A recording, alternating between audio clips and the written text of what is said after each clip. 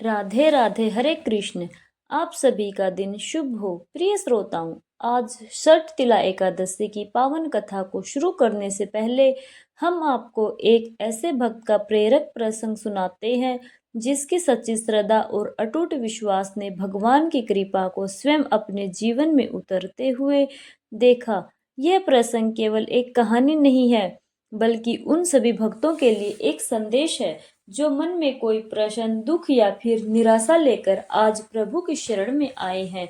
आप सभी से निवेदन है कि अपने मन को शांत करें, इधर उधर के विचारों को छोड़ दें और पूरे ध्यान और श्रद्धा के साथ इस प्रसंग को और आज शक्तिला एकादशी की दिव्य कथा को सुने, क्योंकि संभव है इस कथा में आपको भी अपने जीवन का उत्तर मिल जाए। ठाकुर जी के एक भक्त थे, घाटम जी। अब श्री घाटम जी जो थे वह कोई ऐसे वैसे नहीं थे, बल्कि बचपन से ही चोर थे। यानी कि उनके पैदा होते ही उन्हें चोरी करने के संस्कार दिए गए थे। चोरी करना, डाका डालना, लूटपाट करना, यह घाटम जी का खानदानी व्यवसाय था। यानी कि घाटम जी के दादा परदादा सब कोई चोर डकैत थे। जाने माने चोर डकैत किसी को नहीं छोड़ते थे, चाहे कोई भी उनके रास्ते में आ जाए।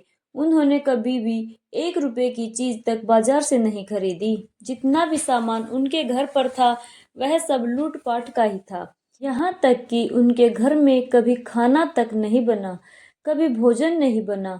क्यों? क्योंकि वह भोजन तक दूसरों के घर से चुरा कर खाया करते थे। तो ऐसा पेशा था घाटम जी का। अब एक बार घाटम जी किसी वन में किसी को लूटने की तलाश में घूम रहे थे। सुबह से दोपहर हो गई, आज उन्हें कोई नहीं मिला जिसे वह लूट सके। भटकते भटकते उन्हें भूख प्यास भी लगने लगी। अब आपके मन में एक प्रश्न भी उठ रहा होगा कि आखिरकार एक चोर को इतना सम्मान देकर क्यों पुकारा जा रहा है, और वह ठाकुर जी का इतना प्रिय भक्त क्यों था। तो देखिए, एक बार वो जो घाटम जी थे वो एक वन में घूम रहे थे। सोच रहे थे कि दिन भर से भूखा प्यासा हूँ, आज तो कोई ऐसा व्यक्ति भी नहीं आया जिसके पास भोजन हो। कुछ भोजन पा लिया जाता तो मेरा पेट भर जाता। अब भटकते भटकते वो घने जंगल में पहुंच गए। उन्होंने देखा कि किसी वृक्ष के नीचे आंसू बहाते हुए कोई संत महाराज बैठे हुए हैं। वह संत भगवान के ध्यान में मगन थे। आंखें बंद थी और भगवान का वो मन ही मन दर्शन कर रहे थे। तो जब इस तरह से दर्शन कोई सच्चे मन से करता है तो अनायास ही उनकी आंखों से आंसू बहने लगते हैं। प्रेम के आंसू होते हैं, भक्ति के आंसू होते हैं। तो वह संत महाराज भी भगवान के ध्यान में मगन थे। कहते हैं ना कि संतों के दर्शन से पाप तत्काल ही नष्ट हो जाते हैं। तीर्थों का तो लाभ बहुत समय बाद मिलता है, लेकिन अगर किसी संत के दर्शन हो जाएं तो उनके दर्शन का जो पुण्य है वह उसी क्षण मिल जाता है। घाटम जी ने उन संत महाराज को देखा तो उनके पास गए। उनके हृदय में बड़ा आनंद उमड़ पड़ा। थोड़ी देर पहले तक तो वह सोच रहे थे कि चलकर इन्हीं संत महाराज को लूटा जाए, लेकिन अचानक ही उनका मन परिवर्तन हो गया। तब उन्होंने सोचा, चलो थोड़ी देर इन संत महाराज के पास चलकर बैठा जाए। कहाँ तो घाटम जी कभी किसी को नमस्कार तक नहीं करते थे। अब उनका मन यह हुआ कि वह उन संत महाराज को झुककर प्रणाम करें, और फिर उन्होंने सिर झुकाकर संत महाराज को प्रणाम भी किया। अपने इतने बड़े जीवन में उन्होंने पहली बार किसी को प्रणाम किया था। अब जब उन संत ने देखा कि कोई उन्हें प्रणाम कर रहा है तो संत महाराज को भी बड़ा आनंद हुआ। सोचने लगे कि इस जीव पर, इस मनुष्य पर ठाकुर जी की कृपा हुई है। अब घाटम जी सोचने लगे कि ऐसा कौन सा सुख है जिससे बिना किसी भोजन सामग्री और व्यवस्था के भी इनके आंसू प्रवाहित हो रहे हैं। घाटम जी को लगा कि जरूर उनके पास कोई महान सुख है, तभी तो उनका चेहरा इतना खिला हुआ है, इतनी प्रसन्न है और मारे खुशी के उनके आंसू बह रहे हैं। घाटम जी अपने ही बारे में सोच रहे थे। घाटम जी को इतना विचार मगन देखकर संत महाराज कहने लगे कि बैठ जाओ, जल्दी तो नहीं है तुम्हें जाने की। घाटम जी ने कहा, नहीं, जल्दी नहीं है। ऐसा कहकर वो संत महाराज के पास में जाकर बैठ गए। महात्मा जी कहने लगे, देखो बेटा, यह जीवन बड़ा कीमती है। इस जीवन को सदैव भगवान के चरणों में, ठाकुर जी के चरणों में लगाए रखना चाहिए। कभी कोई गलत काम नहीं करना चाहिए। अब थोड़ी देर इधर उधर की बातें होती रहीं, कुशल मंगल पूछी गई। इसके बाद संत महाराज जी ने घाटम जी से उनके कामकाज के बारे में पूछा, जैसा कि अक्सर लोग एक दूसरे से पूछ लिया करते हैं। घाटम जी ने बताया कि महाराज, मैं तो चोरी करता हूँ, डाका डालता हूँ, लूटपाट करता हूँ। महात्मा जी ने सोचा शायद यह उपहास कर रहा है। उन्होंने फिर से पूछा तो वह कहने लगा, महाराज, मैं बिल्कुल सत्य कह रहा हूँ। मेरा तो खानदानी पेशा है लूटपाट करना। हमारे घर में कभी कोई चीज खरीदी नहीं जाती, बल्कि चोरी करके लाई जाती है। महात्मा जी ने सुना तो कहने लगे, अरे भाई, यह तो बड़ा निंदनीय काम है। दूसरों का धन चुराने से, उन्हें दुख देने से इस लोक और परलोक में सब कुछ नष्ट हो जाता है। तुम्हारे ऊपर भगवान की कृपा हुई है, ठाकुर जी की कृपा हुई है कि तुम्हें आज मेरे दर्शन मिले, मेरा संग तुम्हें प्राप्त हुआ है। अब तुम मेरे सामने एक नियम लो कि आज के बाद तुम कभी चोरी नहीं करोगे। तो घाटम जी ने हाथ जोड़कर कहा, महाराज, यह तो बिल्कुल नहीं हो सकता। अरे, इसी से तो हमारी रोजी रोटी चलती है, मेरा परिवार का पेट भरता है। बचपन से तो हमारे पुरखों ने चोरी करना हमें सिखाया है। जब हमने थोड़ा थोड़ा चलना ही सीखा था कि तभी से हमें चोरी करने की आदतें सिखाई गई। अब आप मुझसे कह रहे हैं कि मेरी बचपन की जो आदतें हैं, जो हमारा पेशा है, जो हमारा पुश्तैनी काम है, मैं वह छोड़ दूं। मेरे बड़ों ने तो मुझे यह नियम दिया है कि मैं कभी यह चोरी का धंधा ना छोड़ूं। आप में तो मुझे बस विशेष श्रद्धा हो रही है, इसलिए मेरा मन आपकी तरफ खींचा चला जा रहा है। संत जी, आप चाहे मुझे कोई भी उपदेश दे दीजिए, बस मुझसे चोरी करना छोड़ने के लिए मत कहना। अगर मैं आपको वचन दे दूंगा तो आजीवन वही करूंगा जो कि आप कहेंगे। तो संत महाराज कहने लगे, अगर तुम चोरी करना नहीं छोड़ सकते तो ठीक है, तो तुम्हें फिर मेरी बात माननी पड़ेगी। मानना चाहते हो तो मानो। पहली बात, सदा सत्य बोलना, झूठ कभी मत बोलना।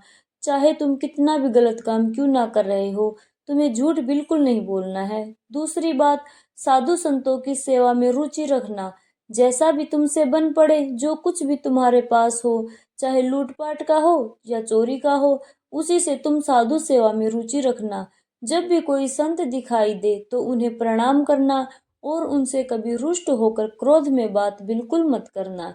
हमेशा उनसे आदर और बड़ी विनम्रता से बात करना। अगली बात, अगर कभी कोई संत तुम्हारे घर आ जाए तो उन्हें भूखा मत जाने देना, भले ही वह भोजन चोरी का क्यों ना हो। उन्हें जल पिलाना, भोजन करवाना और उनकी सेवा करना। अगली बात, आज के बाद बिना ठाकुर जी को भोग लगाए कभी भी ना तो जल पीना और ना ही खुद भोजन करना। चौथी बात, अगर कहीं भी ठाकुर जी की आरती हो रही हो तो बिना दर्शन किए वहां से मत जाना। पीठ फेर कर तो बिल्कुल मत जाना।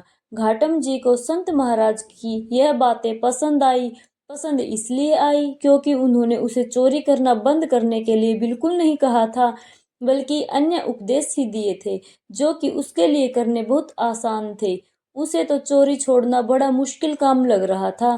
तब उसने संत महाराज जी को प्रणाम किया और जीवन भर उन 4 बातों का पालन करने का वचन भी दे दिया।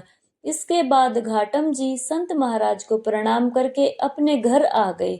अब घाटम जी लूटपाट करके धन लाते, उस धन से साधु सेवा करते, उसके बाद जो बच जाता उससे अपने परिवार को पालते। एक दिन साधु संतों की एक मंडली उनके घर आई तो उन्होंने उठकर तुरंत ही उन संतों को दंडवत प्रणाम किया, क्योंकि उन साधु संत महाराज ने कहा था, और उसके बाद सभी को बैठने के लिए सुंदर आसन भी दिए। अब उन्होंने देखा कि घर में इन साधु संतों को देने के लिए कुछ तो भोजन ही नहीं है, कहाँ से ला कर दूं। तो घाटम जी ने बाजार जाकर दुकानदारों से थोड़ा उधार मांगने का प्रयास किया, लेकिन दुकानदार तो उन्हें अच्छे से जानते थे। दुकानदारों ने साफ मना कर दिया। उस समय गेहूं की फसल की कटाई चल रही थी। खेतों में गेहूं के ढेर लगे हुए थे। जो किसान लोग थे वह थक हार कर अपने घर पर सो रहे थे। तो घाटम जी ने क्या किया कि एक बड़ी सी चद्दर लेकर पहुंच गए खेत में। और जल्दी से गेहूं भर कर ले आए। फिर गेहूं पीसकर उन्होंने संतों के भोजन की व्यवस्था की। घाटम जी बड़े तंदुरुस्त थे, चलने के कारण खेत में उनके पैरों के निशान बन गए। अब साधु संत जनों को भोजन कराते समय घाटम जी सोच रहे थे कि अब तो वह पक्का फंसेंगे, क्योंकि जब वो किसान जागेंगे तो पैरों के निशान खेत में उन्हें दिखाई देंगे। उन्हें सारी बात समझ में आ जाएगी कि यह तो घाटम के पैरों के निशान है। अब जैसे जैसे वह संतजन भोजन ग्रहण कर रहे थे, वैसे ही बड़ी धूल भरी आंधी चली और बारिश हो गई। अब चमत्कार देखिए, घाटम जी के पैरों के निशान जो वो खेत में छोड़ आए थे, खेत में जो निशान पड़ गए थे, वो बारिश होने के कारण सब के सब मिट गए। अब तो यह बात देखकर घाटम जी को यह विश्वास हो गया कि साधु संतों की सेवा कभी उन्हें फंसने नहीं देगी, चाहे वह कितनी भी बड़ी चोरी क्यों ना कर ले, कितना भी बड़ा डाका क्यों ना डाल ले। लेकिन यह बात जानकर उनके हृदय में बड़ा आनंद हुआ। साधु संतों के प्रति सेवा की जो उनके मन में श्रद्धा थी वो और बढ़ गई। अब एक बार की बात है, कोई उत्सव हो रहा था तो घाटम जी सोचने लगे कि गुरुदेव के पास चलते हैं। लेकिन लेकिन गुरुदेव के पास खाली हाथ तो जाऊंगा नहीं, क्या लेकर जाऊं। उन्हें लगा कि उत्सव है तो गुरुदेव के पास कुछ तो सेवा पहुंचनी चाहिए। उनके पास तो एक भी पैसा नहीं था। अब उन्होंने सोचा कि चलो सेवा ही तो करनी है, और गुरुदेव ने चोरी करने से मना भी नहीं किया है। उन्होंने तो कहा है सेवा करो, चाहे चोरी करो, डाका डालो। तो अब घाटम जी सोचने लगे कि चलो आज रात में चोरी की जाए और जो कुछ भी मिलेगा उसे सुबह गुरुदेव को अर्पण कर देंगे। अब घाटम जी ने एक सिपाही का वेश बनाया और महाराज के अस्तबल में घुस गए। अस्तबल में खटपट की आवाज होने पर पहरेदार ने आवाज लगाई, अरे भाई कौन है। अब गुरुदेव ने घाटम जी को एक बात बोली थी कि तुम कभी झूठ मत बोलना, चाहे कितने भी मुश्किल में फंसे हो, सच बोलना। चोरी कर रहे हो, डाका डाल रहे हो, कितना भी गलत काम क्यों ना कर रहे हो, उस समय भी तुम्हें सच ही बोलना है। पकड़े जाने के डर से या कहीं से भागने के डर से कभी झूठ मत बोलना। गुरुदेव की आज्ञा तो माननी थी, क्योंकि गुरुदेव को घाटम जी ने वचन जो दे रखा था। तो गुरुदेव की सत्य बोलने की आज्ञा मानते हुए घाटम जी ने वहीं से आवाज लगाई, अरे भाई मैं चोर हूँ, मैं चोर हूँ। पहरेदार ने सोचा कि अगर चोर होगा तो थोड़ी बोलेगा कि मैं चोर हूँ। पहरेदार को लगा यह तो कोई राजा का खास आदमी है, तभी तो यह हास परिहास में बिना डर के कह रहा है कि मैं चोर हूँ। अब सिपाही के वेश में घाटम जी ने राजा के अस्तबल में जो घोड़े बंधे हुए थे, उन घोड़े में से एक बढ़िया घोड़ा लिया और उस पर सवार होकर वहां से चल दिए। उनकी वेशभूषा को देखकर पहरेदारों ने पहले की तरह उन्हें बिल्कुल नहीं रोका। पहरेदार सोचने लगे कि एक आदमी इतना निर्भीक होकर बिना डरे हुए राजा के अस्तबल में चला गया और बिल्कुल जो सबसे सुंदर सबसे बढ़िया घोड़ा था उसे लेकर जा रहा है। ऐसा तो कोई सामान्य व्यक्ति कर ही नहीं सकता। हो ना हो यह तो महाराज जी का ही कोई खास व्यक्ति होगा। अब घाटम जी उस घोड़े पर सवार होकर वहां से चल पड़े। वहां से निकले तो सोचा कि चलो इस घोड़े को कहीं बेच देंगे, जो पैसे मिलेंगे उन्हीं से गुरुजी की सेवा कर लेंगे, उन्हीं को गुरुजी की सेवा में अर्पण कर देंगे। घोड़े के साथ वह चलते जा रहे थे कि रास्ते में सुबह सुबह का समय था, ठाकुर जी की मंगल आरती हो रही थी। अब उन्होंने सोचा कि गुरुजी की यह भी तो आज्ञा ही है कि अगर कहीं आरती हो रही हो तो दर्शन जरूर करना, ऐसी जगह से पीठ फेरकर कभी मत जाना। तो उन्होंने घोड़े को वहीं एक पेड़ से बांध दिया और आरती के दर्शन करने के लिए मंदिर के अंदर चले गए। उधर पहरेदारों ने जब सोचा कि राजा को कोई आदमी होता तो सबको तो सूचना मिली होती। अब उन्हें समझ में आया कि वास्तव में वह तो चोर ही था, सच बोल रहा था और हमने उसके धोखे में आकर उसे जाने दिया। अब राजा के जो सैनिक थे वह चोर और घोड़े का पीछा करने लगे और उसी जगह पर आ गए जहां पेड़ से घोड़ा बांधकर घाटम जी आरती के दर्शन के लिए अंदर गए हुए थे। सिपाहियों ने इधर उधर नजरें घुमाई तो घाटम जी तो उन्हें कहीं नजर नहीं आए, बल्कि घोड़ा जरूर नजर आया। घोड़ा वही था, वही कदकाठी, लेकिन यह बड़ा आश्चर्य था कि उसका रंग बदल गया था। काले रंग का घोड़ा अब सफेद रंग का हो गया। सिपाही वही पेड़ के नीचे खड़े हो गए कि घोड़ा तो यही है, पर यह तो काला था, यह सफेद कैसे हो गया? भाई इतने में ही आरती के दर्शन करके घाटम जी मंदिर से बाहर आ गए। सिपाहियों ने देखा तो पकड़ लिया कि बताओ, यह घोड़ा वही है ना जो तुम रात में चुरा कर लाए थे? घाटम जी कहने लगे, हाँ, मैं वही चोर हूँ जो घोड़ा चुरा कर ले गया था। सिपाही पूछने लगे, अरे भाई, वो घोड़ा तो काला था, ये तो सफेद है, ये सफेद कैसे हो गया? घाटम जी बोले, ये तो आश्चर्य की बात है, यही तो मैं भी सोच रहा हूँ कि यह सफेद कैसे हो गया। तब घाटम जी बोले, मुझे पता नहीं, ये तो ठाकुर जी ही जाने। मेरे गुरुदेव ने तो यह कहा था कि अगर कहीं आरती हो रही हो तो ठाकुर जी के और आरती के दर्शन करना। मैं तो बस दर्शन करने गया था, बाहर आकर देखा तो काला घोड़ा सफेद हो चुका था। यह तो गुरु जी का ही या ठाकुर जी का ही कोई चमत्कार होगा। अब यह बात सुनकर सारे सिपाही भी हैरान रह गए। अब उन्होंने घाटम जी और घोड़े को साथ लिया और राजा के पास पहुंचकर सारी बात बताई। घाटम जी के सच बोलने और अपने गुरु के वचनों पर दृढ़ निष्ठा देखकर राजा बड़ा प्रभावित हुआ। राजा ने कहा, तुम चोर हो लेकिन सच बोलते हो, तुम्हारा मन एकदम साफ, एकदम पवित्र है और तुम संतों की आज्ञा का पालन करते हो, इसलिए घोड़े का रंग बदल गया। अब तो महाराज कहने लगे, जो ठाकुर जी अपने भक्तों के लिए ऐसा कर सकते हैं, उनकी तो निश्चित ही हमारे ऊपर भी कृपा होनी चाहिए, और कृपा तभी होगी जब हम आपका सम्मान करेंगे। अब तो महाराज ने अपनी बहुत सारी संपत्ति घाटम जी के नाम कर दी। संपत्ति लेकर मान सम्मान प्राप्त करके घाटम जी अब गुरु चरणों के दर्शन करने के लिए घाटम जी की अब तो अपने गुरु पर और श्रद्धा बढ़ गई। सोचने लगे कि मुझ जैसे चोरी करने वाले को जहाँ राजा से दंड मिलना चाहिए था, सजा मिलनी चाहिए थी, वहां मुझे सम्मान मिला। वे गए और अपने गुरुजी को भेंट समर्पित की। उसके बाद वे उत्सव में शामिल हुए।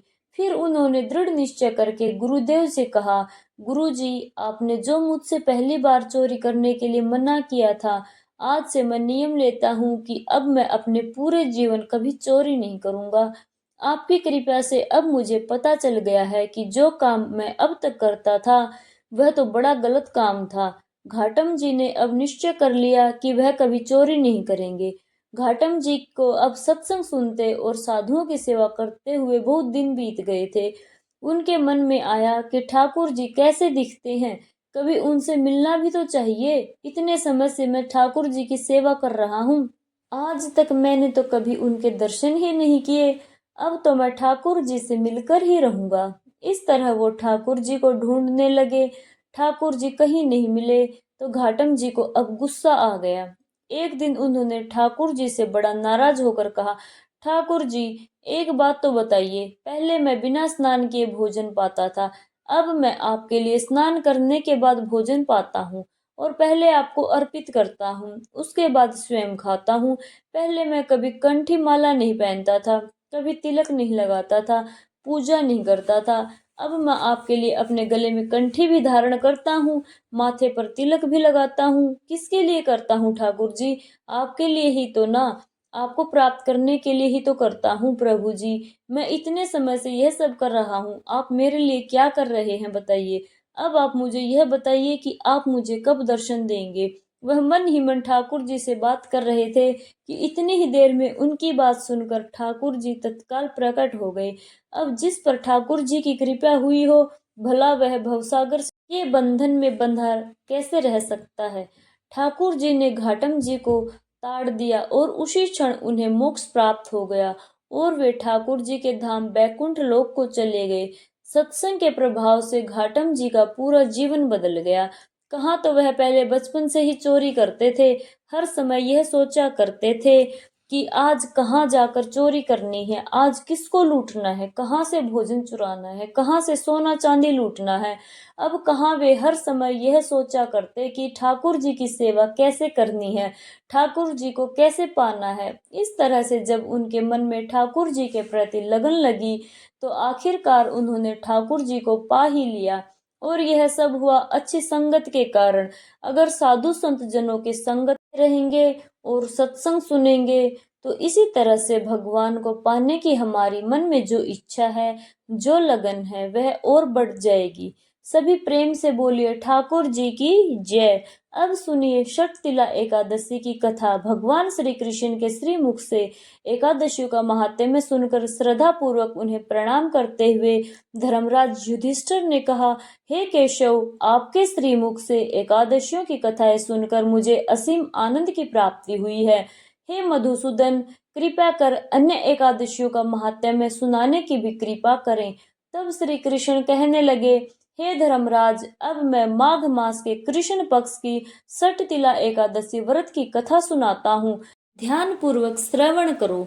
एक बार दालभ्य ऋषि ने पुलुस ऋषि से पूछा, हे ऋषि श्रेष्ठ, मनुष्य मृत्यु लोक में ब्रह्म हत्या आदि महापाप करते हैं तथा दूसरे के धन की चोरी और दूसरे की उन्नति देखकर ईर्ष्या आदि करते हैं।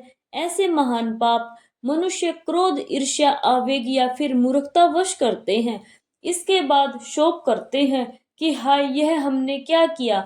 महामुनि, ऐसे मनुष्यों को नरक से बचाने का क्या उपाय है? कोई ऐसा उपाय बताने की कृपा करें जिससे ऐसे मनुष्यों को नरक से बचाया जा सके, अर्थात उन्हें नरक की प्राप्ति ना हो। ऐसा कौन सा दान पुण्य है जिसके प्रभाव से नरक की यातना से बचा जा सकता है? इन सभी प्रश्नों का हल आप कृपा पूर्वक बताइए।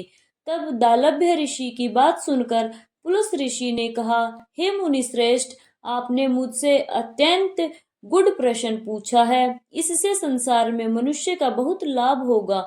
जिस रहस्य को इंद्र आदि देवता नहीं जान पाए, वह रहस्य आज मैं आपको अवश्य ही बताऊंगा। माघ मास आने पर मनुष्य को स्नान आदि से शुद्ध रहना चाहिए एवं इंद्रियों को वश में करके तथा काम, क्रोध, लोभ, मोह, ईर्ष्या तथा अहंकार आदि से सर्वथा बचना चाहिए। पुष्य नक्षत्र में गोबर, कपास, तिल मिलाकर उपले बनाने चाहिए। इन उपलों से 108 बार हवन करना चाहिए। जिस दिन मूल नक्षत्र एवं एकादशी तिथि हो, तब उत्तम पुण्य देने वाले नियमों को ग्रहण करना चाहिए। स्नान आदि नित्य कर्म से देवों के देव भगवान श्री हरि का पूजन और कीर्तन करना चाहिए। एकादशी के दिन उपवास करें तथा रात्रि को जागरण एवं हवन करें। उसके दूसरे दिन धूप दीप नैवेद्य से भगवान श्री हरि की पूजा अर्चना करें तथा खिचड़ी का भोग लगाएं। उस दिन श्री लक्ष्मी नारायण भगवान को पेठा, नारियल, सीताफल या फिर सुपारी सहित अर्घ्य अवश्य प्रदान करना चाहिए।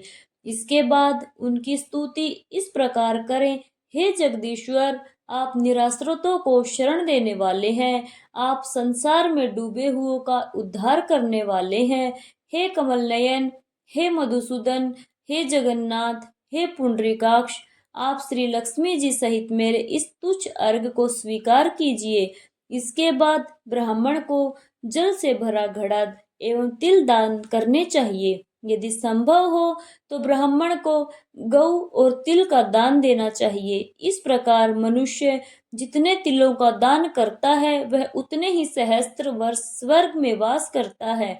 इस दिन तिल से स्नान, तिल का उबटन, तिलोदक, तिल का हवन, तिल का भोजन, तिल का दान, इस प्रकार 6 रूपों में तिलों का प्रयोग षटतिला एकादशी कहलाती है। इससे अनेक प्रकार के पाप नष्ट हो जाते हैं। इतना कहकर पुलुस ऋषि ने आगे कहा कि अब मैं एकादशी की कथा भी सुनाता हूँ। एक बार नारद मुनि ने भगवान श्री हरि से षटतिला एकादशी का महात्म्य पूछा। देवऋषि नारद ने पूछा, हे प्रभु, आप मेरा प्रणाम स्वीकार कीजिए।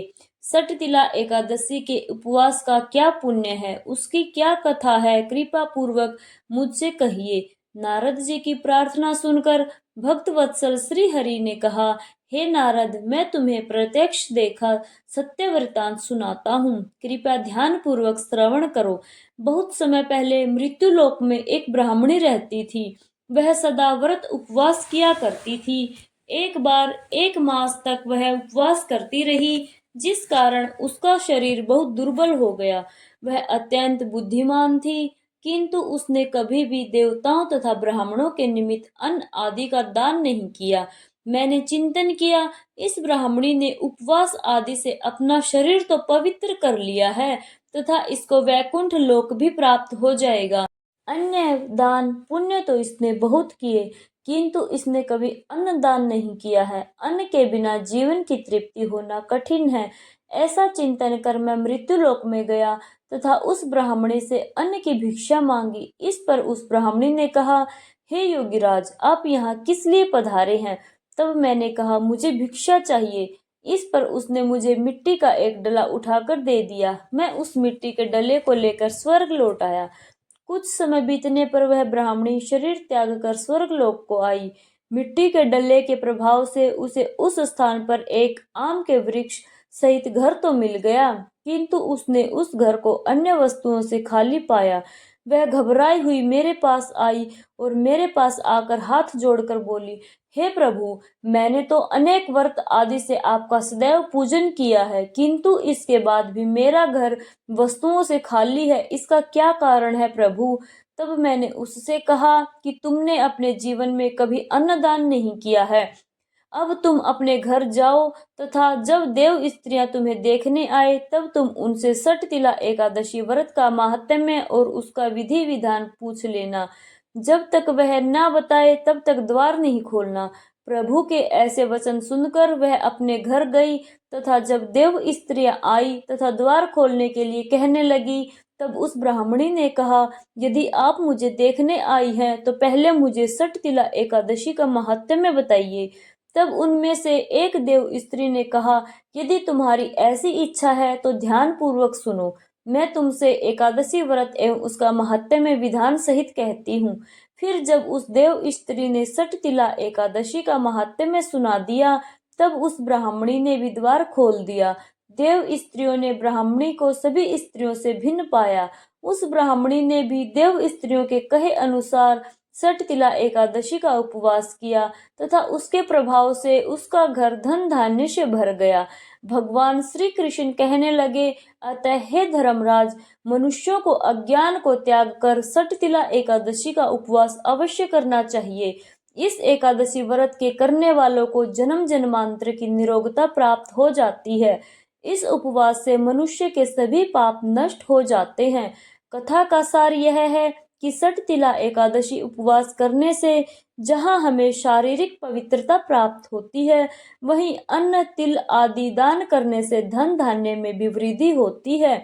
और इससे यह भी सिद्ध होता है कि मनुष्य अपने जीवन काल में जो जो और जैसा जैसा दान करता है, शरीर त्यागने के पश्चात उसे फल भी वैसा ही प्राप्त होता है। इसलिए धार्मिक कार्यों के साथ साथ हमें दान आदि अवश्य देना चाहिए। शास्त्रों में भी वर्णन है कि बिना दान किए कोई भी धार्मिक कार्य संपन्न नहीं होता। भगवान श्री कृष्ण धर्मराज युधिष्ठिर को सटतिला एकादशी का महात्म्य सुनाकर वही अंतर्ध्यान हो गए। तब भगवान श्री कृष्ण के द्वारा बताए गए विधान अनुसार समय आने पर धर्मराज युधिष्ठिर ने भी परिवार और प्रजा सहित इस पवित्र एकादशी व्रत का पालन किया। यह थी सटतिला एकादशी व्रत की कथा। आइए अब हम सभी मिलकर प्रेम से एकादशी माता की आरती गाते हैं। ओम जय एकादशी माता मैया, जय एकादशी माता। विष्णु पूजा व्रत को धारण कर शक्ति मुक्ति पाता। ओम जय एकादशी माता। तेरे नाम गिनाऊं देवी, भक्ति प्रदान करनी। गण गौरव की देनी माता, शास्त्रों में वरनी। ओम जय एकादशी माता।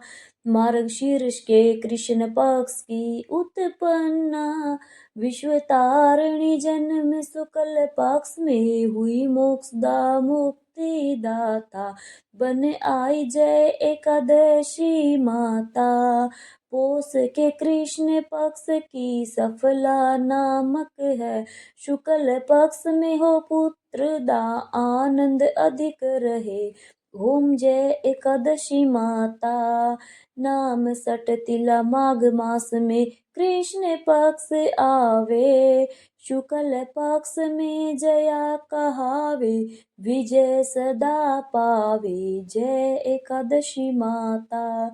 विजया फागुन कृष्ण पक्ष में शुक्ला आमल की, पाप मोचनी कृष्ण पक्ष में चैत महाबल की। ओम जय एकादशी माता। चैत शुक्ल में नाम कामदा धन देने वाली, नाम बरुथनी कृष्ण पक्ष में वैशाख महावाली। ओम जय एकादशी माता। शुक्ल पक्ष में होए मोहिनी, अपराज ज्येष्ठ कृष्णी पक्ष नाम जला सब सुख करनी, शुक्ल पक्ष रखी जय एकादशी माता। योगिनी नाम आषाढ़ में जानू, कृष्ण पक्ष करनी, देवशयनी नाम कहायो, शुक्ल पक्ष धरनी जय एकादशी माता।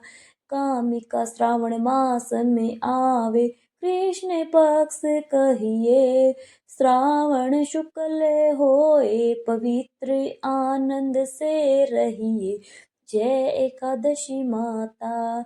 अजा भाद्रपद कृष्ण पक्ष की, परिवर्तन शुक्ला, इंद्र आशिवन कृष्ण पक्ष में, वृत से भव सागर निकला जय एकादशी माता। पापन कुश है शुक्ल पक्ष में, आप हरणहारी, रमा कार्तिक में आवे सुखदायक भारी। ओम जय एकादशी माता। देव उत्थानी शुक्ल पक्ष की, दुख नाशक मैया, पावन मास में कर विनती, पार करो नैया। ओम जय एकादशी माता। परमा कृष्ण पक्ष में होती, जन मंगल मंगल करनी, शुक्ल पक्ष में होए पद्मनी, दुख दारिद्र्यनी। ओम जय एकादशी माता। जो कोई आरती एकादशी की भक्ति सहित गावे, जन गुरु दीता स्वर्ग का वासा, निश्चय वह पावे। ओम जय एकादशी माता। मैया जय एकादशी माता। ओम जय एकादशी माता।